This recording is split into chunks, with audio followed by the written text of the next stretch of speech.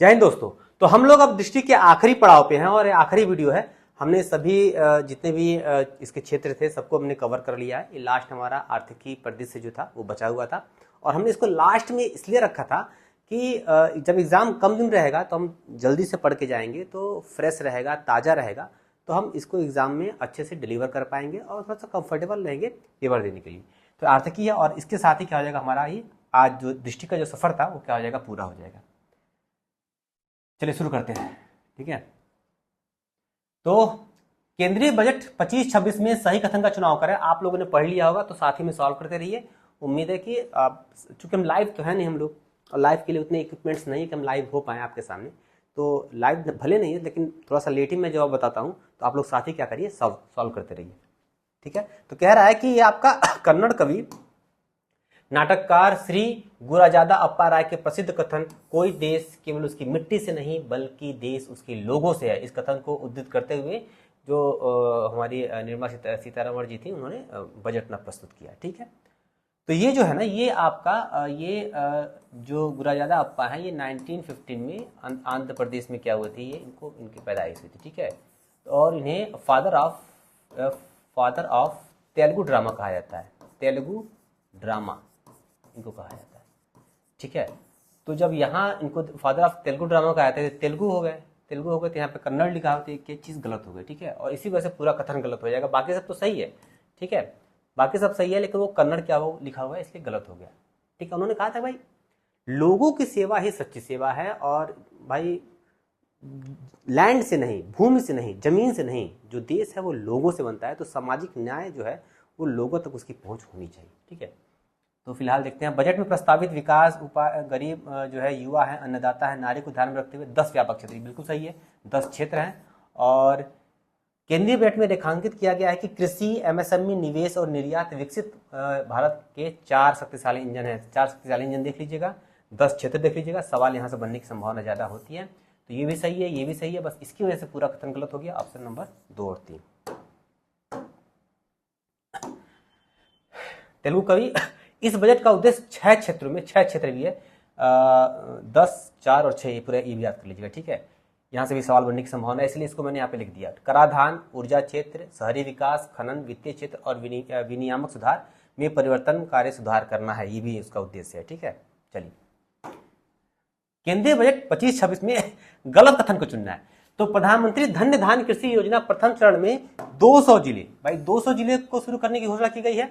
5 वर्षीय दलहन आत्मनिर्भर योजना और एक 5 वर्षीय कपास उत्पादक मिशन। ठीक है, ठीक है, ठीक है, ठीक है। बिहार में मखाना बोर्ड, ये भी ठीक है। राष्ट्रीय उच्च पैदावार बीज मिशन, ये भी ठीक है। अल्पकालिक ऋण की सीमा 3 लाख से बढ़ाकर 5 लाख कर दी गई है, ये भी सही है। और नामरूप असम में, ठीक है, एक संयंत्र स्थापित किया जाएगा, इतने आपका क्षमता वाला 12.7 लाख मीट्रिक टन वाला। ठीक है, तो ये तो है ही है। अब ये इतना है कि नहीं मुझे नहीं पता, तो देखते हैं। ये आपका सही है 3, तो 3 आपका ये आपका इसी पहले वाले में, ये तो पहला वाला सही हो गया। तो पहला और दूसरे में क्या गलत है, ये 100 जिला के आसपास है ना, 100 जिला। ठीक है, और 5 वर्षीय दलहन नहीं, ये आपका 6 वर्षीय होगा। 5 वर्षीय तो कपास वाला है ना, ये 5 वर्षीय कपास वाला है और 6 वर्षीय दलहन वाला है, तो ये दोनों क्या हो जाएगा, आपका गलत हो जाएगा। तो पहला ऑप्शन सही। देखते हैं। हाँ, 100 जिला और 6 वर्षीय दलहन आत्मनिर्भर योजना। केंद्रीय बजट 25-26 में सही नहीं है। सही नहीं है, क्या सही नहीं है भाई? बिहार में राष्ट्रीय खाद्य प्रौद्योगिकी उद्यमशीलता और प्रबंधन संस्थान, ठीक है, स्थापित किया जाएगा। ठीक है भाई।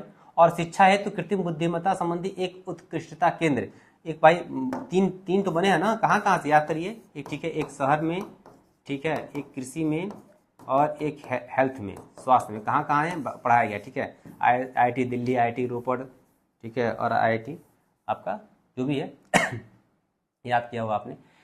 और सरकार के ऊर्जा परिवर्तन संबंधी प्रयासों के लिए 2047 तक कम से कम 100 गीगावाट परमाणु ऊर्जा का विकास अत्यावश्यक है। ठीक है, ये भी ठीक है। और जल जीवन मिशन का विस्तार 2032 तक करने की घोषणा, ये गलत है, 2032 नहीं, ये आपका 2028 तक है, 2028 तक है। ठीक है, तो आपका ये भी सही है, ये भी सही, ये भी सही। क्या सही नहीं, तो ऑप्शन नंबर डी। तो लास्ट तक पढ़ेंगे तो ठीक है, चीजें पकड़ में आ जाएंगी। 28 तक। ठीक है, आगे देखते हैं। वर्ष 2025-26 हेतु प्रस्तुत बजट में सही कथन चुनना है। ठीक है, अरे ये तो बड़ी समस्या होती है। राजकोषीय घाटा 4.4, राजस्व घाटा 1.9, प्रभावी राजस्व घाटा 0.3। ठीक है, और एक दिखना है 25-26 के लिए नहीं तो राजकोषीय घाटा तो 4.4 है, तो 1 किस में है। ठीक है, सही कथन चुनना है ना, तो ये दोनों में कोई होगा। ठीक है, अब देखना है कि 3 सही है कि 2 सही है, यानी सही कथन चुनना है ना। 4 तो है नहीं है, यानी 4 गलत है क्या। ठीक है, तो 4.4 ये सही है। इन्हीं दोनों में से एक या सी में से क्या है, कुछ होगा क्या। प्रभावी राजस्व घाटा, ठीक है देखते हैं क्या इसका है राजस्व घाटा, ठीक है 1.5 और प्राथमिक घाटा 0.8। राजस्व घाटा 1.5, राजस्व घाटा 1.5। ठीक है, यही आपका क्या हो जाएगा, गलत हो गया। ठीक है, आप सही क्या दिया इसमें।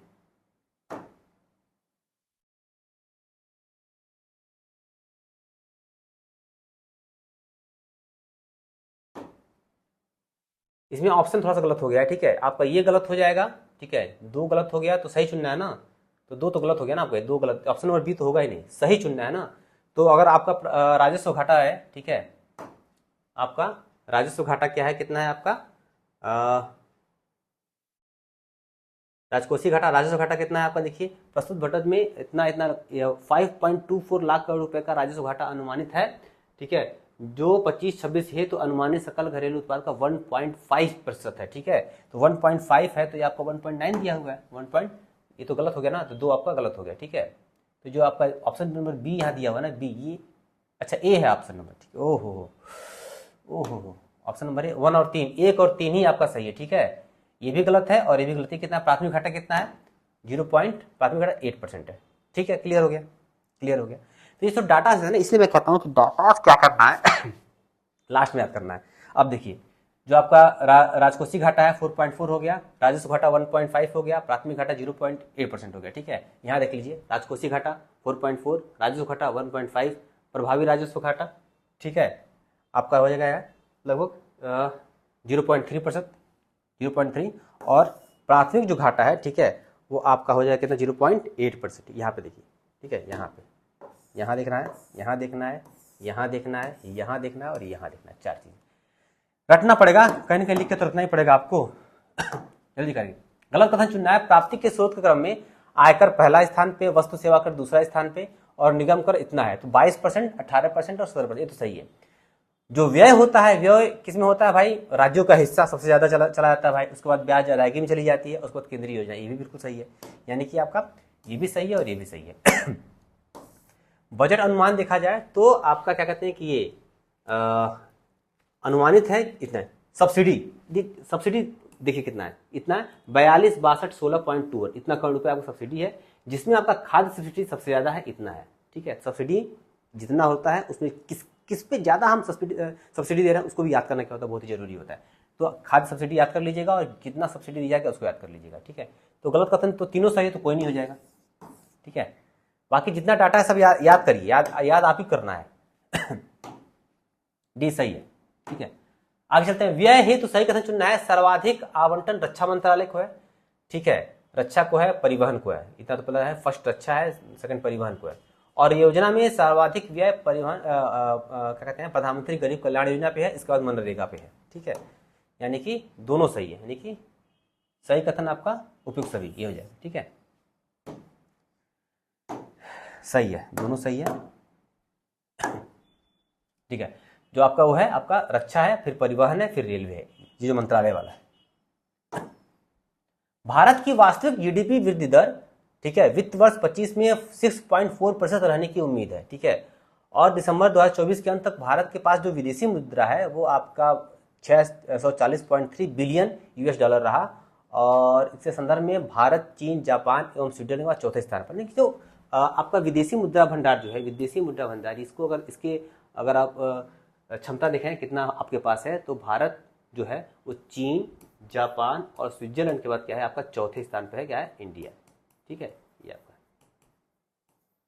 तो आपका ये भी बिल्कुल सही है। आयात के दृष्टि से, आयात में देखा जाए तो आपका चीन सबसे ज्यादा आयात करता है, और निर्यात में देखा जाए तो आपका यूएई दिया हुआ है, यूएई यूएसए। यूएई कहाँ करता है निर्यात, जो सबसे ज्यादा वो यूएस से करता है, यानी ये यहाँ पे रहेगा और ये यहाँ पे रहेगा, ठीक है। तो क्रम से देखा जाए तो ये तो सही है, ये क्या हो जाएगा आपको गलत हो जाएगा, ठीक है। यानी कि सही चुनना है ना, तो 1 2 3 ऑप्शन नंबर 1। भाई निर्यात करना है ना, निर्यात जो है वो यूएई नहीं, पहले यूएसए होगा, ठीक है, फिर चीन होगा, ठीक है, फिर हो सकता है कि आप कुछ आपका हो, दिखते हैं अभी क्या है, फिर आपका नीदरलैंड है, फिर आपका कुछ है, ठीक है, देख लेते हैं। देखिए यूएसए है, यूएई है, नीदरलैंड है, चीन है, सिंगापुर है, इस तरह ये क्रम आपका है, इसी क्रम से आपका होगा, ये क्रम याद करना है। केंद्रीय बजट 25-26 में सुमेलित नहीं है, ठीक है। 25-26 के लिए प्रस्तुत बजट का आकार, ठीक है, 50-65-345 करोड़ रुपए है, ठीक है। कुल प्राप्तियां भी इतना है, ठीक है, जितना पाएंगे उतना हम खर्चा कर देंगे, ठीक है। 67.53% जो है, यानी कितना करोड़ रुपया 34.20 का हिस्सा राजस्व प्राप्तियों का, कितना है राजस्व प्राप्तियों का। देखिए जितना है ना, कितना आप राजस्व प्राप्ति होता है, कितना आपका पूंजीगत प्राप्ति है, कितना राजस्व खर्चा है, कितना पूंजीगत खर्चा, सब लिख लीजिए, सब बना के सब आपका टेबलिंग करके लिखिए, ठीक है, तभी याद हो पाएगा। तो सॉल्व करने के लिए कंफ्यूजन, इसी तरह कंफ्यूजन होता है, भूल जाता है क्या है क्या नहीं। तो इतना आपका हो गया राजस्व प्राप्ति, और इतना जबकि शेष क्या हो गया आपका, ये पूंजीगत प्राप्ति, ठीक है, ये प्राप्तियों वाला है। व्यय का देखा जाए तो इतना आपका हो जाएगा राजस्व खाते में व्यय, और इतना जो हो जाएगा वो आपका पूंजीगत खाते में व्यय।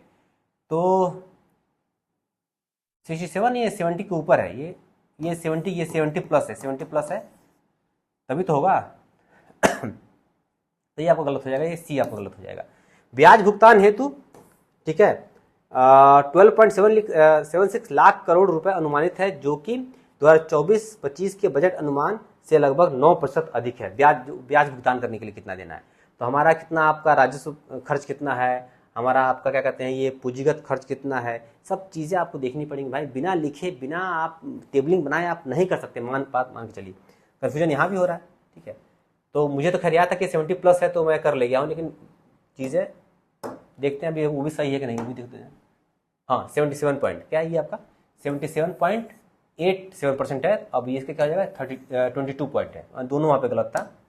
यहाँ पे देखिएगा, यहाँ पे इसीलिए मैं इसको लास्ट में रखा था कि बहुत कंफ्यूजन होता है। यहाँ पे 77 पॉइंट हो जाएगा और यहाँ पे 22 हो जाएगा, ठीक है। दोनों चीजें क्या है आपका वो है। ये ठीक, बाकी सारे सही थे, आप उसको लिख के भी याद कर सकते हैं, चाहेंगे तो यहीं लिख लीजिएगा।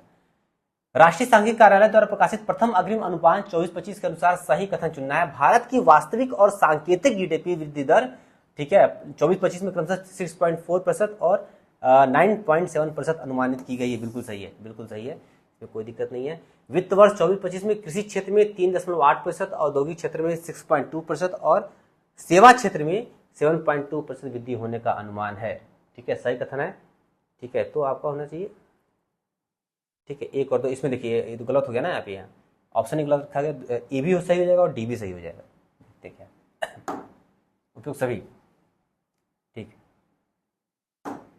अब देखिए आप कुछ लोग कह रहे हैं ना कि समझाने के लिए, ठीक है।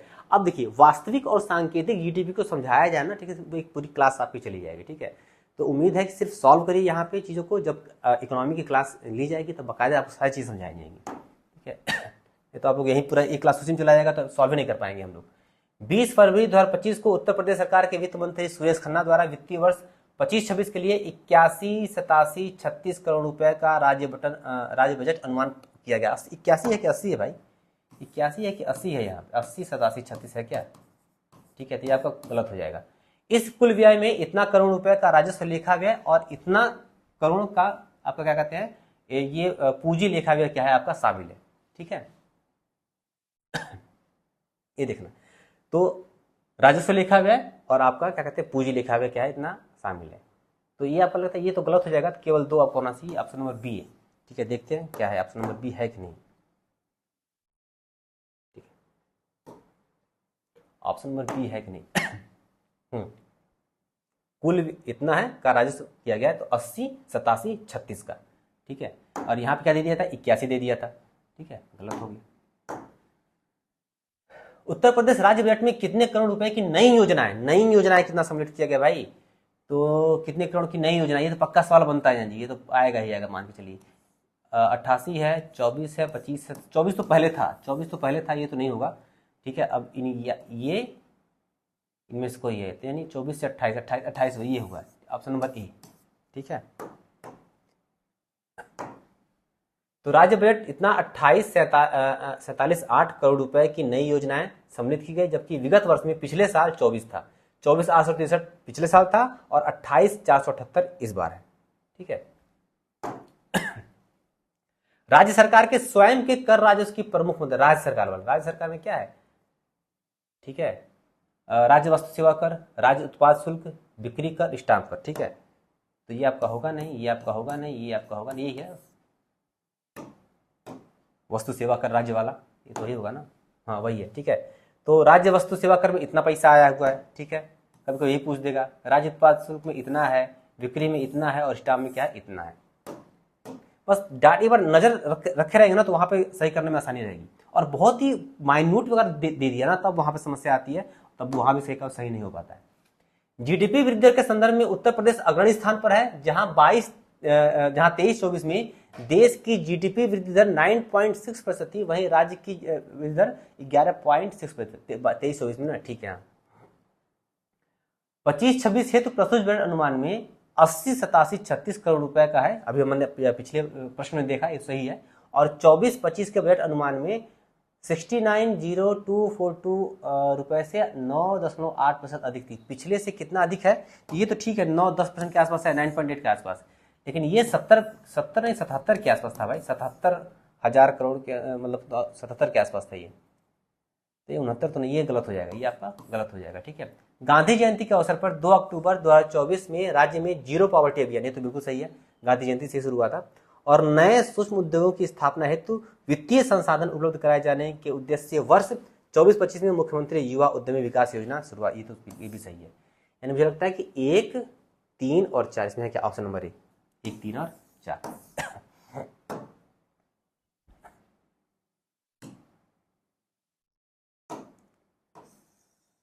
हाँ, 73, 64, 37, मैं 77 बोल रहा था ना, ये कितना है आपका? ये कितना आपका हो गया? 73, 64, 37, ये आपका क्या नहीं है? यहाँ पे जो है ना, यहाँ पे ये गलत है। ठीक है, ये आपका क्या है? 73, ये 73 है, 73, 64, 37। ठीक है, ये आपका सही डाटा है। कुछ याद आ रहा था। सही कथन चुनना है। उत्तर प्रदेश राज्य का प्रमुख आय स्वयं का कर राजस्व और केंद्रीय करों में राज्य का हिस्सा है। ठीक है भाई, स्वयं का कर है और केंद्रीय करों में जो हिस्सा मिलता है वो है। और उत्तर प्रदेश राज्य का प्रमुख व्यय पूंजीगत परिव्यय और सरकारी वेतन है, दोनों सही है भाई, यही तो है भाई। जो उत्तर प्रदेश का जो आय है वो अपना जो कर है वो है, और केंद्रीय कर में जो इसको हिस्सा मिलता है वो हो जाएगा। ठीक है, और जो खर्चा करता है वो पूंजीगत जो चीजें बनाता है वो, और जो सरकारी जो वेतन, जो सरकारी जो लोग काम करते हैं उनका जो वेतन है उस पर काम होता है, तो दोनों सही है, दोनों सही है। ये सब तो आसान है, ये तो कर ले जाएंगे आप लोग, ये तो आप लोग भी कर ले जाएंगे। तो स्वयं का कर राजस्व में इतना है और केंद्रीय करों में राज्यों का हिस्सा इतना है। ठीक है, उत्तर प्रदेश का प्रमुख व्यय पूंजीगत में 20 है और सरकारी में 12 है। ठीक है, उत्तर प्रदेश बजट 25-26 में राजकोषीय घाटा कितना है? 2.97। ये तो सबको याद होगा ना, ये तो सबको याद होगा, नहीं याद होगा याद कर लीजिएगा, ये संभावना बनती है पूछने की। ठीक है, 2.97 कितना है?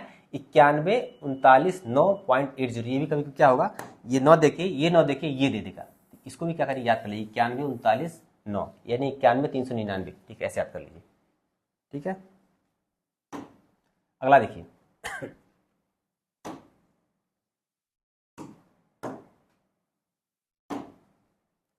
ये कह रहा है सही कथन चुनना है। नया आयकर विधेयक 25 आया है, बिल्कुल सही बात है। ये 1961 को प्रतिस्थापित करेगा, 1961 में आया था ना पहला, उसके बाद उसको बदलेगा।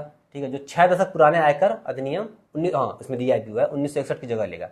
आयकर विधेयक में अनुसूचियों की संख्या 14 से बढ़ाकर 16 कर दी गई है, और जो अनुच्छेद है वो की संख्या 819 घटाकर वो कर दी 536 कर दी। इसका मतलब कि अनुसूची बढ़ाया गया है और क्या है, अनुच्छेद क्या किया गया, घटाया गया, ये भी सवाल पूछ सकता है। ठीक है, और फाइनेंशियल ईयर जो वित्तीय वर्ष है वो जो शब्द है आयकर विधेयक में परिभाषित किया गया है, जो आयकर अधिनियम 1961 में परिभाषित नहीं था। यानी कि 1961 में जो अधिनियम था उसमें वित्तीय वर्ष फाइनेंशियल ईयर को परिभाषित नहीं किया गया, जबकि क्या किया गया, इसमें क्या किया गया है, परिभाषित किया गया है। ठीक है, देखिए भाई, इसमें भी परिभाषित नहीं किया गया है।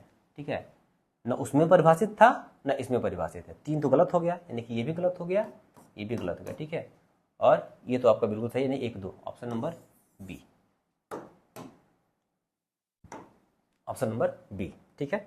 परिभाषित नहीं है और वहां भी नहीं था, यहां भी नहीं है, लेकिन वित्तीय वर्ष शब्द का उल्लेख है, शब्द का उल्लेख है, लेकिन परिभाषा नहीं किया गया, ठीक है। और 13 फरवरी 2025 को वित्त मंत्री निर्मला सीतारमण द्वारा संसद में आयकर विधेयक 2025 प्रस्तुत किया गया, ठीक है, जो 1 अप्रैल 2026 से प्रभावी होगा। ये पूछ सकता है कब से प्रभावित होगा, तो 1 अप्रैल 2026 से, अगले साल से क्या होगा, ये प्रभावी होगा।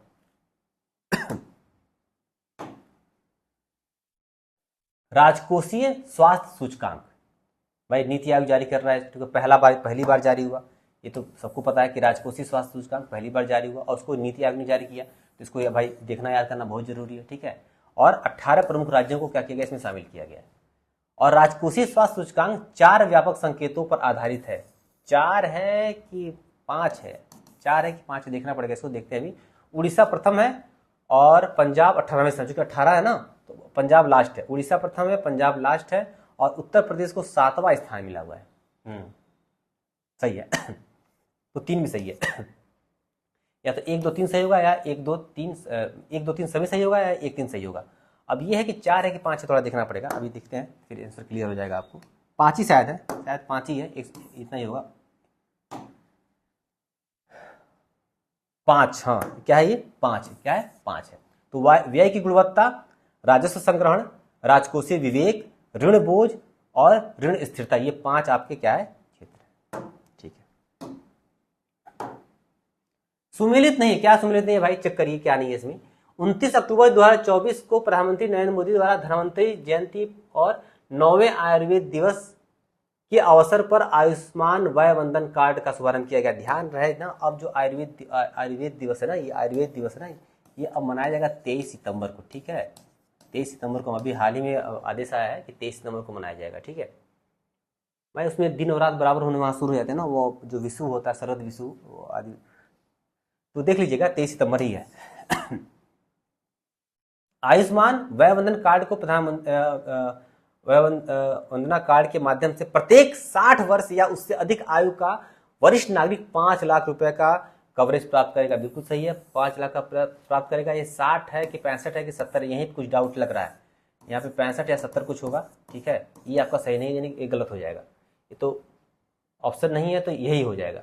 4 अक्टूबर को भारतीय रिजर्व बैंक द्वारा विदेशी मुद्रा भंडार के संदर्भ में जारी आंकड़ों के अनुसार, ठीक है, भारत की विदेशी मुद्रा कितना है, 704.89 बिलियन US डॉलर है, ठीक है।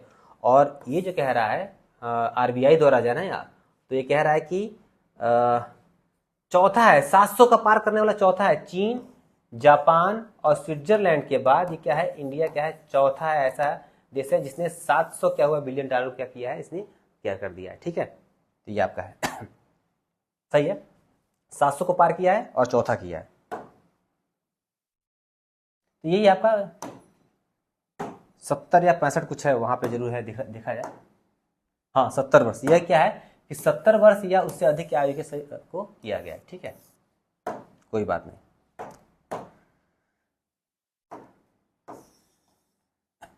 निम्न में कौन सही है, 40 सवाल है इसमें, अभी 1900 तक पहुंचे हम लोग, अभी आधे पहुंचे हैं। राष्ट्रपति जी द्वारा सुभद्रा का शुभारंभ पूरी उड़ीसा से किया गया। पहली बात तो सुभद्रा का जी को PM साहब ने किया था, ठीक है, राष्ट्रपति जी ने नहीं किया था। और ये पूरी नहीं कहाँ से है भाई, जगन्नाथ कहीं का है, कहीं है ये, कहीं का है, पूरी नहीं, ठीक है। PM स्वनिधि शहरी स्ट्रीट वेंडर्स को बिना किसी जमानत की 1 लाख रुपए, 1 लाख नहीं, 1 लाख नहीं, 1 लाख गलत है, कितना है, 80,000 के आसपास, कितना है, 80,000 के आसपास, ठीक है, ये किया गया। नमूना पंजीकरण प्रणाली, सभी राज्यों जो यूटीज हैं, समग्र रूप से सबसे कम शिशु मृत्यु दर जो है वो आपका मणिपुर में है, बिल्कुल सही है। और सर्वाधिक क्या आपका मध्य प्रदेश में, शिशु मृत्यु दर सबसे कम मणिपुर में, सर्वाधिक मध्य प्रदेश, ऐसे याद कर लीजिए। और बड़े राज्यों के संदर्भ में, ठीक है, जो मातृ मृत्यु दर है वो उत्तर प्रदेश में सबसे ज्यादा है और सबसे कम केरल में है। सबसे कम केरल में तो है, लेकिन मातृ मृत्यु दर उत्तर प्रदेश में सबसे ज्यादा नहीं है। ये भी आपका MP में होगा चाहे कहीं होगा, ठीक है, देखते हैं कहाँ पे। ये वाला ही गलत होगा, ठीक है, ये गलत हो गया। अच्छा कौन सही है, तो ये भी गलत है, ठीक है, ये भी आपका गलत है, ये भी गलत हो गया, क्योंकि पीएम जी ने किया था। ये 80,000 है, 1 लाख नहीं है, ये भी गलत हो गया, ये गलत हो गया, क्योंकि यहाँ पे उत्तर प्रदेश नहीं, ये सही होगा, ये सी ही सही होगा। और क्या गलत है देखते हैं अभी, ठीक है।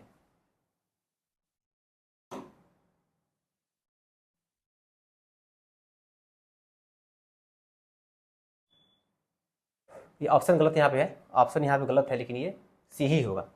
यहाँ पे जो है ना, ये आपका सी ही होगा, सी होगा यहाँ पे, देख लो तो अभी समझ में आ जाएगा, ठीक है। देखिए, पीएम जी ने किया तो पहला गलत हो गया। पीएम स्वनिधि क्या है आपका, ये 80,000 है, दूसरा गलत हो गया, ठीक है।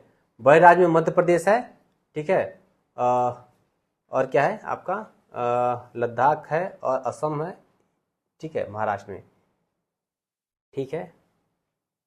सर्वाधिक मृत्यु दर मध्य प्रदेश में है, और वहीं सबसे कम क्या है आपका, केरल में है। तो मध्य प्रदेश और केरल, ये ना यही कह रहे थे ना, यही आपको क्या दिया, वो यूपी दिया हुआ है वहाँ पे, ठीक है। और यहाँ पे क्या है आपका, मध्य प्रदेश है, ठीक है। तो आपका वो भी सही हो जाएगा। और आपका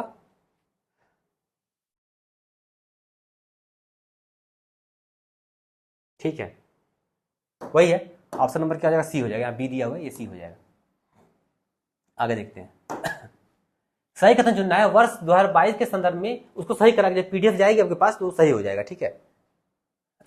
वर्ष 2022 के संदर्भ में भारत के बड़े राज्यों में सर्वाधिक जन्म दर बिहार में, सबसे कम तमिलनाडु में, ठीक है भाई, ये तो सही है, जन्म दर तो बिहार में ही रहता है हमेशा। राज्यों में शीर्ष मृत्यु दर मध्य प्रदेश में है, तथा न्यूनतम मणिपुर में है, ये भी सही है, ठीक है। सर्वाधिक शिशु मृत्यु दर वाले शीर्ष 5 राज्य हैं मध्य प्रदेश, छत्तीसगढ़, उत्तर प्रदेश, उड़ीसा, असम, राजस्थान, मेघालय तथा बिहार और हरियाणा है, ठीक है। इसमें क्या ही गलत होगा भाई, सही कथन चुनना है। सही कथन शीर्ष राज्यों में ये छत्तीसगढ़ है क्या, ये आपका छत्तीसगढ़ है क्या, छत्तीसगढ़, ठीक है, क्योंकि ये पूरा ओवरऑल बता रहा है, ये न मातृ बता रहा है, न शिशु बता रहा है, ये ओवरऑल बता रहा है। तो ये मत बताइए, छत्तीसगढ़ होगा, 1 और 3 हो जाएगा, option number C. Option number C देखते हैं, ऑप्शन नंबर सी, ठीक है। शीर्ष जन्म दर आपका बिहार में है, ठीक है। न्यूनतम जन्म दर आपका अंडमान क्या है, और कितना कहाँ है देख लीजिएगा, समग्र में 19.1 प्रति हजार आपका है, 21 में इतना था, अभी फिलहाल इतना है, ठीक है। और आपका जो है शीर्ष मृत्यु दर आपका देखिए, आपका छत्तीसगढ़, यहाँ पे ना ये छत्तीसगढ़ है, कितना है, 9 है, पंजाब 8.3 है, गोवा है, ठीक है, ये आप देख लीजिएगा, ठीक है। यही मैं कह रहा था, वो मध्य प्रदेश नहीं, वो छत्तीसगढ़ है, ठीक है। और न्यूनतम जो है वो आपका क्या कहते हैं, चंडीगढ़, दिल्ली और मणिपुर, ये भी यूटीज है, ये भी यूटी है, ये आपका स्टेट है, तो ये मणिपुर माना जाएगा, ठीक है। अगर ओवरऑल कहेगा तो आपका चंडीगढ़ हो जाएगा, ठीक है। तो डाटाज वगैरह है तो याद तो करना ही पड़ेगा इतना। सही कथन चुनना है, 1 जून 2025 को हुई बैठक में वित्त वर्ष 25-26 के लिए दूसरी द्विमासिक मौद्रिक नीति में रेपो रेट को जो है वो 50 आधार अंक घटाकर 5.50 कर, पहले 6 था उसको हटा के 5.50 कर दिया गया, तो ठीक है, चलो भाई। 2025-26 के लिए वास्तविक जीडीपी समृद्धि दर 6.5% है, ये भी ठीक है। और 30 मई 2025 तक भारत की विदेशी मुद्रा जो निधि है वो आपका 691.5 US डॉलर है। ये कई बार आ रहा है, तो हर जगह डेट वाइज है ना, देखिए, ठीक है, ये डेट वाइज है, तो इसमें लग रहा है तीनों सही है, इसमें कोई दिक्कत नहीं है, तीनों सही है, डाटा इसमें कोई गलत इसमें नहीं दिख रहा है, तीनों सही है। सॉल्व कर रहे हैं आप लोग, साथ में सॉल्व करते रहिए, तभी तो पता चलेगा क्या हो रहा है क्या नहीं, ऐसे वीडियो देखने से तो काम थोड़ी चलेगा। तो वैश्विक स्तर पर डिजिटलीकरण की तुलना में भारत 39 स्कोर के साथ यूएस और चीन के बाद तीसरे स्थान पर, यानी कि आपका यूएस, चीन और आपका इंडिया, ठीक है। ये राज्यों में देखा जाए भारत में तो महाराष्ट्र प्रथम है और उत्तर प्रदेश क्या है आपका 12वां स्थान है, ठीक है। एसबीआई, एचडीएफसी और आईसीआईसी, ये तो डीसी बैंक है ना, जिसको आरबीआई कहता है कि भाई ये न रहेंगे तो भाई कोई बैंक प्रणाली ही नहीं चल पाएगी। ये बहुत ही इंपॉर्टेंट है, एसबीआई, एचडीएफसी और आईसीआईसीआई, ये बहुत समय से चल रहे हैं, लगभग कई सालों से यही तीनों चल रहे हैं। और 31 मई 2025 तक के आंकड़ों में भारत की कुल नवीकरणीय ऊर्जा स्थापित क्षमता 226 गीगावाट हो गई है, और इस संदर्भ में गुजरात ने राजस्थान को पीछे किया है। हाँ, पहले राजस्थान था ना, अप्रैल तक राजस्थान था, अब मई का जो रिपोर्ट आया है उसमें क्या किया, गुजरात क्या हो गया, आगे हो गया। तो गलत कथन क्या है, ठीक है, कुछ तो गलत है, अब देखते हैं कैसे क्या है। ठीक है, ये पहला तो सही है, ठीक है, तीसरा भी सही है।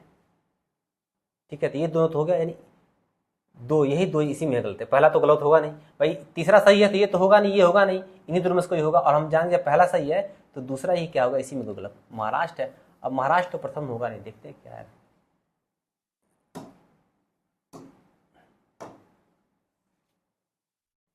कर्नाटक है, ओहो, ये देखिए कर्नाटक है, ये कर्नाटक, ये भूल गया था। ठीक है, कर्नाटक है। ठीक है, तो डिजिटलीकरण के संबंध में शेष जो 5 राज्य कर्नाटक, महाराष्ट्र, तेलंगाना, गुजरात और हरियाणा है। ठीक है, और वही गलत था, वही गलत था, बाकी देख लीजिएगा आप लोग, सब बताएंगे, बताते रह जाएंगे। सही कथन चुनना है। ग्लोबल फाइनेंस मैगजीन जो के अनुसार जो industrial and commercial bank of China, जो चाइना का आईसीबीसी है, जिसकी संपत्ति 6.3 ट्रिलियन यूएस डॉलर रही है, और स्टेट बैंक ऑफ इंडिया 49वें स्थान पर है, मतलब कि ये पहले स्थान पर है इस मैगजीन के अनुसार, और जो एसबीआई है वो 49th पोजीशन पे है। ठीक है, तो सही है, ये तो पता ही चला था, ये न्यूज़ तो आया था ये। और एसबीआई जो है वो क्या है, सार्वजनिक वित्तीय संस्थान के रूप में अधिसूचित ये नहीं है, ये एक संस्थान है। ठीक है, वो है ये तो नहीं है आपका। अगस्त 2024 में भारतीय रिजर्व बैंक के तत्कालीन गवर्नर शशिकांत दास द्वारा एक नए digital platform unified landing intermediate, उसके लिए क्या कहते हैं, ऋण के लिए है बनाया गया था ताकि आसान हो जाए। तो ये आपका गलत हो गया, सही कथन चुनना है तो 1 और 3 यानी ऑप्शन नंबर सी। ठीक है, कौन है भाई, नाफिट, देखते हैं।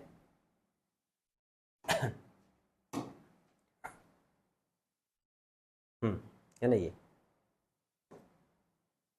ये देखिए, national bank for financing infrastructure and development, NaBFID, इसको क्या किया गया है, एक सार्वजनिक वित्तीय संस्थान के रूप में क्या किया, अधिसूचित किया गया है। इसकी जो स्थापना थी वो 2021 में, ठीक है, हुई थी। ठीक है, एक एक्ट था आपका, national bank for financing infrastructure and development act, 21 में ही आया था और 21 में ही इसकी स्थापना हुई थी। और इसी को अब क्या किया गया है, सार्वजनिक वित्तीय संस्थान के रूप में क्या किया गया है, पहचान इसको दी गई है। ठीक है, खरीफ फसल, अब देखिए एमएसपी वगैरह तो पक्का पूछते हैं, तो आप लोगों ने याद ही किया होगा। अब बताइए आप लोग, मैं थोड़ा समय लूंगा इसमें, देखते हैं कितने लोग सही करते हैं। तो सामान्य श्रेणी के धान में न्यूनतम समर्थन मूल्य 2369, ठीक है, कितना बढ़ाया गया है, 69 रुपया। और धान ए श्रेणी में जो है उसका है 2389, और उसको भी बढ़ाया गया 69। दोनों में क्या 69 बढ़ाया गया क्या, इसमें भी 69 रुपया बढ़ा है, इसमें भी 69 बढ़ा है। इसका 2369 हो गया और इसका 2389 हो गया है क्या, ये सही है। रागी में सर्वाधिक वृद्धि हुई है, ये सही है कि नहीं, सही है। और बाजरा जो है वो 63% किसानों को उनकी उत्पादन लागत पर सबसे अधिक अपेक्षित लाभ अनुमानित करता है, ये बाजरा। ठीक है, ये भी आपका सही है। तो तीसरा सही है, सही नहीं है, यानी कि 1 या 2 या 3 या सब तो नहीं सही होगा, ये तो खत्म हो गया। एक या तो 1 नहीं सही है, या तो 2 नहीं सही, या 3 नहीं सही है।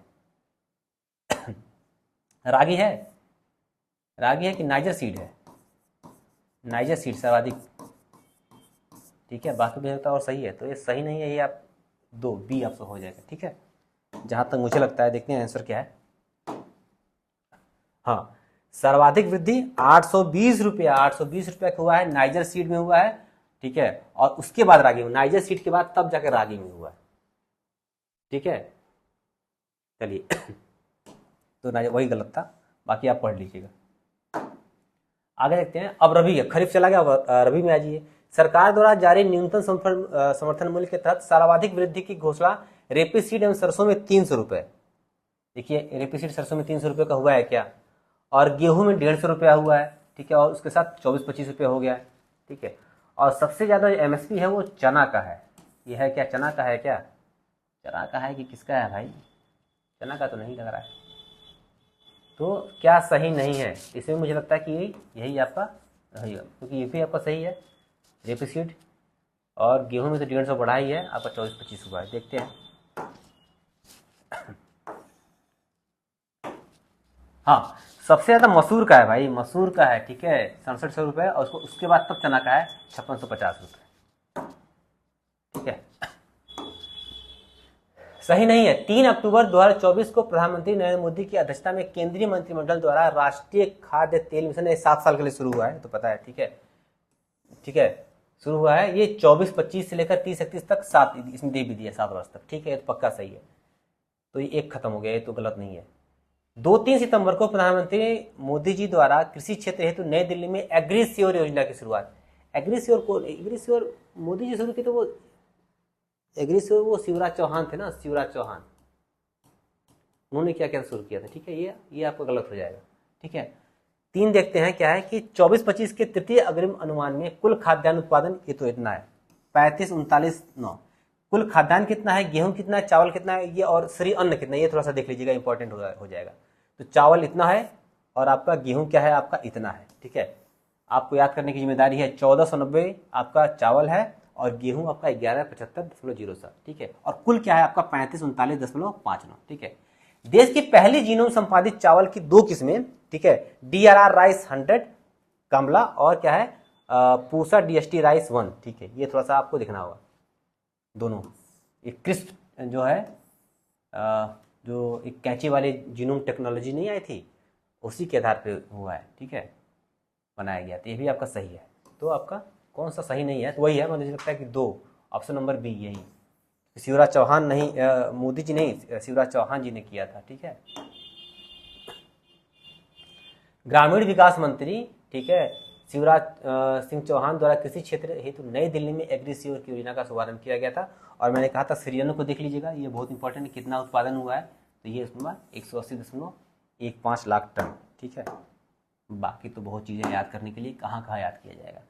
सर्वाधिक उत्पादन देखिए, हाँ, अंडा में आंध्र प्रदेश है कि नहीं है, मांस में उत्तर प्रदेश है कि नहीं है, ऊन में राजस्थान है कि नहीं है, और दूध में आपका उत्तर प्रदेश है कि नहीं, कौन सुमेलित नहीं है, तो ये तो बिल्कुल सही है, दूध तो उत्तर प्रदेश है, राजस्थान भी है, अंडा आंध्र प्रदेश, ये भी सही है, यानी मांसी बच रहा है। मुझे लगता है कि वेस्ट बंगाल क्या है आपका, वेस्ट बंगाल जो है वो आपका प्रथम स्थान पे है, बाकी दूसरे स्थान पर आपका उत्तर प्रदेश है। हाँ, मांस में पश्चिम बंगाल, उत्तर प्रदेश, महाराष्ट्र, दूध में यूपी, राजस्थान, मध्य प्रदेश, अंडा में आंध्र प्रदेश, तमिलनाडु और तेलंगाना, ऊन में राजस्थान, जम्मू कश्मीर और गुजरात। दुग्ध जो है पूरे विश्व का 25% इंडिया ही क्या करता है, पैदा करता है, और सबसे पूरे विश्व में जो भारत ही क्या है वो है। और मांस में क्या है, चौथे स्थान पर है, चीन, USA, ब्राजील के बाद क्या है, चौथे स्थान पर है। चलिए 28 12 वाला भी और है, कौन सुमेलित नहीं है। IRCTC IRFC को 26 नवरत्न का दर्जा मिला है, बिल्कुल सही है। HAL हाल को 13 दिया हुआ है इस बार, ये 14, ये हो जाएगा 14, 14 हो जाएगा, ठीक है। वैश्विक स्टार्टअप पारिस्थितिकी सूचकांक USA प्रथम है और भारत 19वां स्थान है, बिल्कुल सही है। और PM E-ड्राइव है, ये तो इलेक्ट्रिकल व्हीकल के लिए आई थी, ठीक है, 2 वर्षों के लिए 26 तक रहेगी, ठीक है।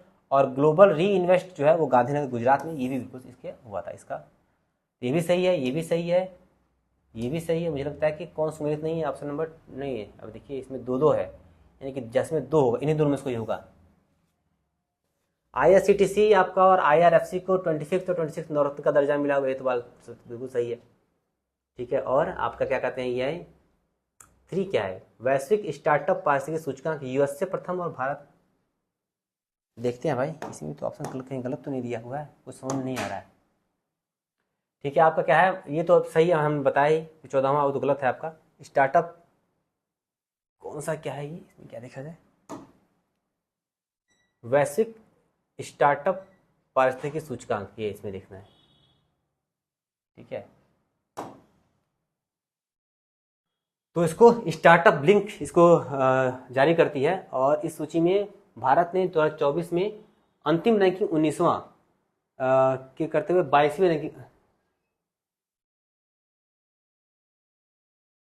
22वीं रैंकिंग हासिल की है, ठीक है। ये आपकी 22वीं रैंकिंग क्या है, आपको इसमें दे रहा है।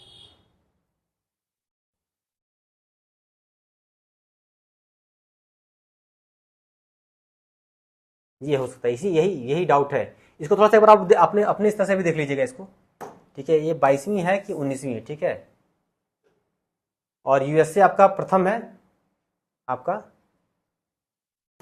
देखो तो पहले क्या है, ठीक है। USA प्रथम और भारत 19वां, ठीक है। तो ये 19वां, ये थोड़ा डाउटफुल है, थोड़ा देख लीजिएगा आप लोग, ठीक है। क्योंकि 2024 में दिख रहा है कि अपनी रैंकिंग 19वीं में 3 पायदानों की गिरावट दर्ज करते हुए 22वीं रैंकिंग हासिल की है। ठीक है, ये थोड़ा सा मुझे लग रहा है लिखने में थोड़ा सा कुछ गलत हो गया, ये भी थोड़ा सा यहाँ भी थोड़ा सा स्पष्ट नहीं है। ठीक है, इस सवाल को थोड़ा सा हम लोग स्किप करते हैं, इसको भी क्या करेंगे, सही करा के क्या करेंगे, डाल देंगे। ठीक है, आपका 28वां सवाल। ठीक है, बाकी देखिए आप ये तो बिल्कुल, ये बिल्कुल सही है, कोई दिक्कत नहीं है, ये भी बिल्कुल सही है, कोई दिक्कत नहीं है। ये आपका 14वां होगा, ये तो पता ही है, ये हमने गलती पकड़ ली, तो आपका एक, और ये आपका बिल्कुल सही है। तो एक देखिए, अब आपका ये गलत होगा नहीं, ये गलत होगा नहीं, और ये गलत होगा नहीं। ऑप्शन नंबर बी ही आपका क्या है, सही है। 2 और 3 इन्हीं दोनों में कोई क्या दिक्कत है, और इसमें क्या दिक्कत है इसको थोड़ा सा देखना पड़ेगा। ठीक है, बाकी आपका सही है सब। चलो, ऑप्शन नंबर बी बिल्कुल सही है, बाकी देखिए। 29, अंकटाट की विश्व रिपोर्ट के अनुसार कौन सत्य है? जो आउटफ्लो है, ठीक है, उसमें भारत 98वें स्थान पर है, यूएसए, जापान और चीन पहले, दूसरे, तीसरे स्थान पर है। जो इनफ्लो है, जो एफडीआई का जो इनफ्लो है, उसमें यूएसए, सिंगापुर, हांगकांग, चीन, लग्जमबर्ग जो टॉप 5 है वो है, और भारत 15वें स्थान पे है। बिल्कुल ठीक है। और विश्व निवेश रिपोर्ट के अनुसार 24 में भारत में 28 बिलियन यूएस डॉलर का प्रत्यक्ष विदेशी निवेश दर्ज किया गया है। तो आपका कथन ये आपका इसमें सबसे ऑप्शन नंबर डी, ये तीनों सही हो जाएगा, उसमें कोई दिक्कत नहीं है, तीनों सही है, तीनों सही है। 2024 में वृद्धि में सुमेलित नहीं है। आप देखिए, अब क्या है ना, इसमें देखिए क्या करिएगा, इसकी वाला सवाल जो है ना, इसमें ऐसे चार्ट बनाइए। ठीक है, और आप ऐसे 2 और बना लीजिए। ठीक है, यहाँ लिखिए, आप लिखिए वर्ल्ड, और यहाँ लिखिए इंडिया, यहाँ लिखिए वर्ल्ड, यहाँ लिखिए इंडिया, यहाँ लिखिए वर्ल्ड, यहाँ लिखिए इंडिया। ठीक है, या फिर ऐसे कर लो, फिर ऐसे कर लो। ठीक है, ऐसे कर लो, फिर आपका वर्ल्ड बैंक का क्या किया गया है, वर्ल्ड में अब देखो, ये आपका 24 के लिए हो जाएगा, 25 के लिए अलग कर लो, 26 के लिए अलग कर लो। 3 साल बहुत मैक्सिमम है, 1 साल पहले और 1 साल बाद का, 25 चल रहा है ना ये। तो वर्ल्ड बैंक कितना है, तो वर्ल्ड में कितना है, और आपका इंडिया में कितना है, इसमें 25 में वर्ल्ड में कितना है, और इंडिया में कितना है, 26 में वर्ल्ड कितना है, इंडिया कितना है, ये आपको देखना पड़ेगा। ठीक है, तो ये सिर्फ 24 का पूछ रहा है, यहाँ पे क्या है, 24 का पूछ रहा है। हो सकता है 25 का पूछ दे, हो सकता है आपका 26 का पूछ दे। ठीक है, कुछ भी पूछ सकता है। ठीक है, आपको तो देखते हैं, विश्व आर्थिक संभावना जो वर्ल्ड बैंक जारी करती है, विश्व में विश्व की जो ग्रोथ है वो 2.8 है, और भारत की 6.5 है। विश्व आर्थिक स्थिति जो यूएन जारी करती है वो 2.9 दिखा रहा है, और भारत 6.3 दिखा रहा है। वर्ल्ड इकोनॉमिक आउटलुक जो आईएमएफ जारी करती है 3.3 दिखा रहा है, और भारत 6.5 दिखा रहा है। एशियन डेवलपमेंट, ये एशिया का है, ये वर्ल्ड का नहीं है, तो एशिया में दिखा रहा है 5, और भारत दिखा रहा है 6.4। इसमें कौन सा है, जब तक ये चार्ट बना के याद नहीं करेंगे ना, तब तक बड़ी समस्या है। ठीक है, तो चार्ट बना लीजिएगा, अभी समय है, एक घंटा लगेगा बनाने में, एक आधा घंटा लगेगा बनाने में, हो जाएगा। ठीक है, तो अब इसमें कौन सा गलत है, ठीक है, ये बड़ा मुश्किल है, कोई ना कोई गलत होगा, ये देखते हैं।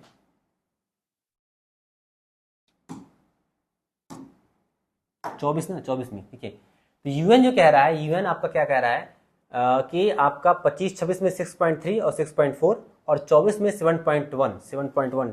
24 में 7.1 तो कह दिया नहीं इसमें ना, यूएन है ना, यहाँ पे 7.1 दे रहा है, यहाँ पे 7.1 दे रहा है, नहीं यही गलत हो जाएगा, यानी कि बी, ऑप्शन नंबर बी पहले ही आगे। ठीक है, ऑप्शन नंबर बी। आईएमएफ देखिए, 24 में 6.5, ठीक है, 25 में 6.2, और 26 में क्या है आपका 6.3, सिर्फ इंडिया का दिखा रहा है। वर्ल्ड बैंक में आपका 25, 26, 27 के लिए 6.3, 6.5 और 6.7 है।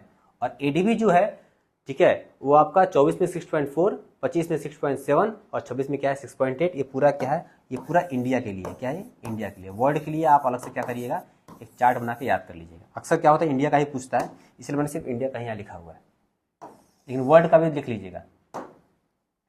वैश्विक व्यापार परिदृश्य एवं सांख्यिकी अप्रैल 2025 में कौन सत्य कथन है? सॉल्व करो भाई, सॉल्व करो। वस्तुगत व्यापार में सर्वाधिक निर्यात चीन और आयात यूएसए का है। ठीक है भाई, जो निर्यात है वो चीन ही करता है, ये तो सही है, चीन सही करता है। वस्तुगत व्यापार भारत जो है, जो वस्तुओं का व्यापार है, निर्यात में 18वें स्थान पर है, और आयात में 9वें स्थान पर, ये भी बिल्कुल सही, ये भी सही है। सेवा निर्यात में यूएसए और आयात में चीन शीर्ष पर। सेवा निर्यात में यूएसए, निर्यात में यूएसए और आयात में चीन, नहीं, ये दोनों में, आयात सेवा का बात कर लें तो आयात और निर्यात दोनों में क्या है, यूएसए, दोनों में क्या है आपका यूएसए, चीन है, ये गलत हो जाएगा। सेवा निर्यात में आपका 8वें स्थान पर है, और आयात में 9वें स्थान पर, ये भी सही है। ठीक है, तो आपका क्या हो जाएगा, सत्य कथन हो जाएगा आपका 1, 2। ठीक है,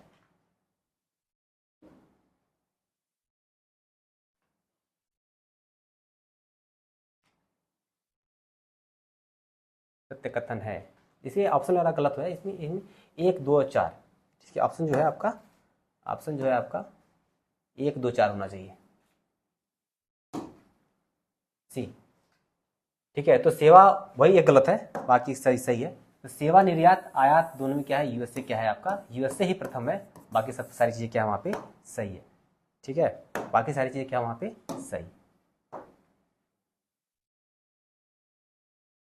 तो ये आपका ऑप्शन यहाँ पे गलत है, ऑप्शन नंबर, ऑप्शन जो है यहाँ पे होना चाहिए, यहाँ पे होना चाहिए, सही है ना। तो 1 2 और 4, अब जाके आ जाएगा ये आपका, ये सही हो जाएगा, क्योंकि ये आपका क्या है, गलत है। क्या है आपका, ये गलत है। पीडीएफ जाएगा तो ये सुधार के जाएगा, डोंट वरी, घबराने की आवश्यकता नहीं है। आगे देखते हैं, विश्व बैंक की स्प्रिंग पॉवर्टी और इक्विटी ब्रीफ रिपोर्ट के अनुसार भारत ने 2011-12 में करीब 171 मिलियन ने 17 करोड़ लोगों को बाहर निकाला है। ठीक है, विश्व बैंक की रिपोर्ट कह रही है। और जो गरीबी का जो मानक है वो $2.15 प्रति दिवस, यानी एक दिन में इतना डॉलर कमा लेते हैं भाई, वो अत्यधिक गरीबी से के ऊपर है, इससे ज्यादा कमाएंगे तो। आर्थिक कार्य विभाग कह रहा है कि भारत के बाहर ऋण से संबंधित तिमाही आंकड़ों के अनुसार दिसंबर अंत तक भारत का विदेशी ऋण फिर इतना अलग अलग देखिए क्षेत्र में है ना, कितना यहाँ पे 717, और भारत के बाहर ऋण को सबसे बड़ा हिस्सा यूएससी डॉलर का है, उसके बाद आपका रुपया है, जापानी येन है, एसडीआर है और यूरो। सही है, तीनों सही है। ठीक है, सही नहीं है यानी कि तीनों सही है, तो इसका ऑप्शन हो जाएगा डी, इसका ऑप्शन हो जाएगा आपका डी। ठीक है, डी सही। आगे देखते हैं, हुरुन ग्लोबल रिच लिस्ट के सही कथन के अनुसार अरबपति की संख्या में यूएसए प्रथम है, चीन दूसरा है, भारत तीसरा है। ठीक है, अरबपति की संख्या में जेफ बेजोस प्रथम, एलन मस्क दूसरा और मार्क जुकरबर्ग तीसरे स्थान पर। कि एलन मस्क पहला है, एलन मस्क पहला है ना, ये दूसरा थोड़े है, ये तो गलत हो जाएगा। ठीक है, भारत में मुकेश अंबानी 17 और गौतम अडानी 18वें स्थान पे। ठीक है, तो 1 और 3 ऑप्शन नंबर सी, 1 और 3 ऑप्शन नंबर सी ये। ठीक है, तो आपका इतना एलन मस्क पहले हैं, फिर आपका जेफ बेजोस है। ठीक है, जेफ बेजोस, मुकेश अंबानी इतने डॉलर के साथ 17वें पे, और जो आपका गौतम अडानी 18वें स्थान पे है। कौन सम्मेलन सम्मिलित नहीं है, महाराष्ट्र, केरल तथा तमिलनाडु भारत में सर्वाधिक प्रवासी धन प्रेषण प्राप्त करने वाले शीर्ष राज्य हैं। इजराइल एशियाई विकास बैंक का 69वां आपका सदस्य, ये तो बिल्कुल सही है। अल्जीरिया न्यू डेवलपमेंट का 10वां नहीं, 9th है, 9वां बना है। ठीक है, ये गलत हो गया, तो 3। ठीक है, और काठमांडू में पहला बिमस्टेक व्यापार शिखर सम्मेलन, नहीं ये हुआ आपका नई दिल्ली में। क्या हुआ आपका, नई दिल्ली में। तो सम्मिलित नहीं है, तीसरा नहीं है, चौथा नहीं है। ठीक है, ये आपका ऑप्शन नंबर डी, ये भी आपका सही है और ये भी आपका सही है। कुछ चीजें आसान है, सॉल्व हो जाती हैं। नई दिल्ली में पहला बिमस्टेक व्यापार शिखर सम्मेलन हुआ है। अल्जीरिया आपका 9वां सदस्य बना है। ठीक है, इसके पहले आपका मिस्र बना था। ठीक है, और ये भी सब ठीक है, जो आप पढ़ लेंगे, जो लिखा वो तो पढ़ लेंगे आप, सॉल्व करिए। 1 जनवरी 2025 में रोमानिया और बुल्गारिया शेंगेन क्षेत्र के पूर्ण सदस्य बने। ठीक है, शेंगेन क्षेत्र में वर्तमान 19 देश शामिल, 19 देश नहीं 29 देश शामिल है, 29 देश शामिल है। ठीक है, ये गलत हो गया। और 14 जून 1985 को शेंगेन जर्मनी में स्थित एक छोटा सा लग्जमबर्ग का, भाई लग्जमबर्ग का है ये, क्या है, लग्जमबर्ग, जर्मनी नहीं लग्जमबर्ग का है। तो आपका सम्मिलित नहीं है, बी, ऑप्शन नंबर बी।